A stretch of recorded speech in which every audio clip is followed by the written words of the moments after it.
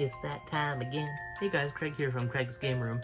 It's time for part 4 of building a PlayStation Vita set, or whatever the hell I call this series, because I can never remember.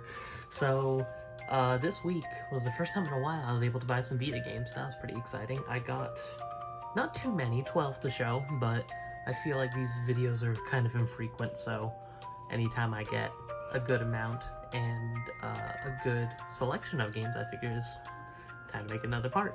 And today we have reached over 80 games. We're at 83 for the North American set, so that's pretty exciting.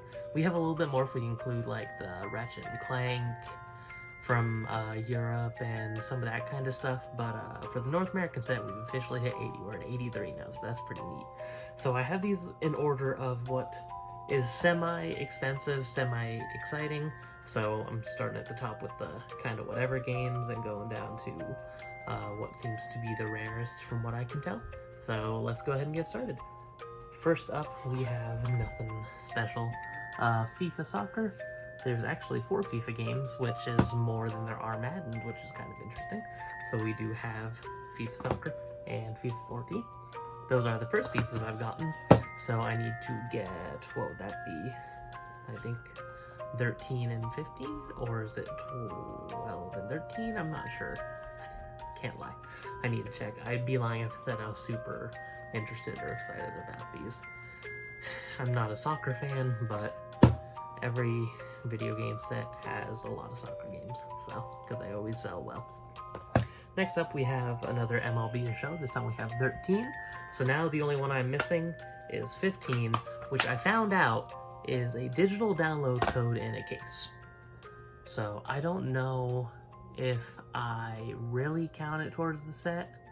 I also just remembered that I bought Minecraft and it's coming in the mail, so that's not in this video, but that's part of the 83 that I mentioned before. So those 2 games, MLB The Show 15 and Minecraft, as far as I know, only 2 Vita games that don't have a cartridge. They come in a retail case, but people count them towards the set. I don't know if I do. I'm getting them just out of wanting them, honestly, because I think that they're interesting or neat.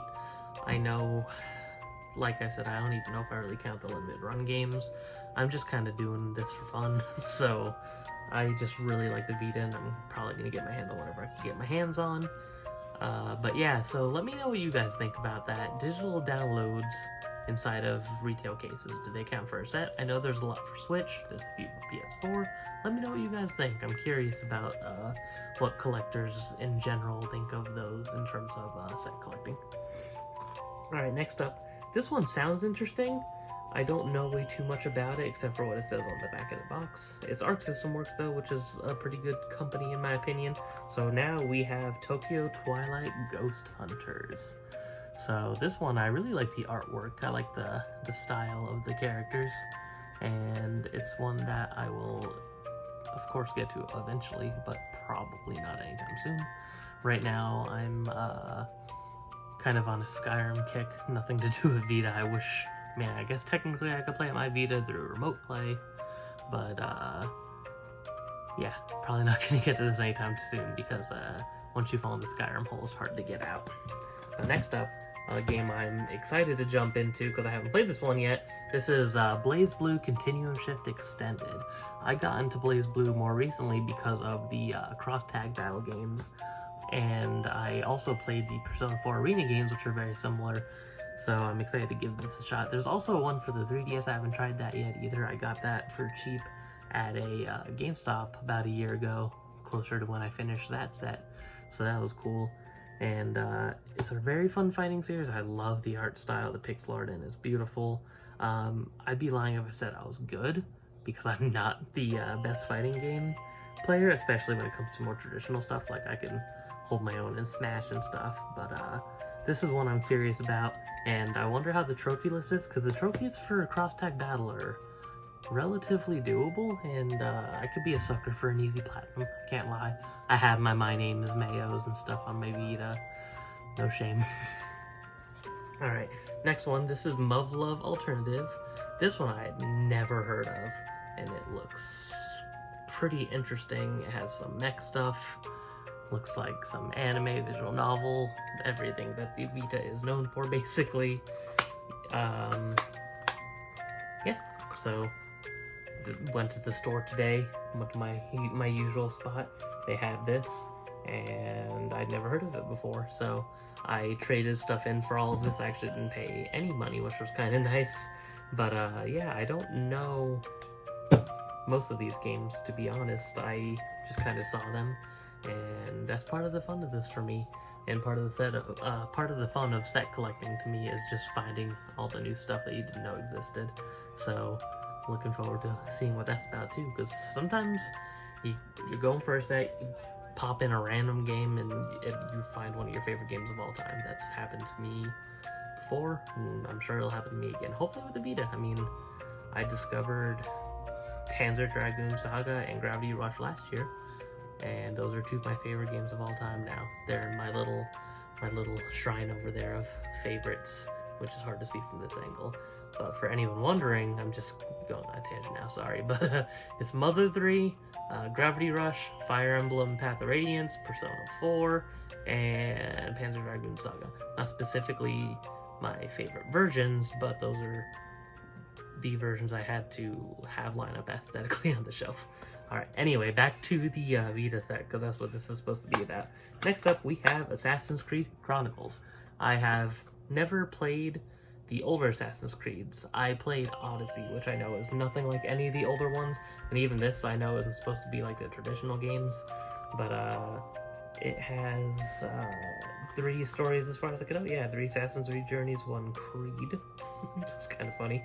So that'll be interesting to check out. And I don't think there's many Ubisoft games on the Vita in general, so it'll be interesting to check that out. And for the most part, I'd say Ubisoft puts out a lot of quality. So next one is going to be Ultra Despair Girls Danganronpa, another episode. I was very excited to see this one got traded in, because originally I had the PS4 version. I don't know why.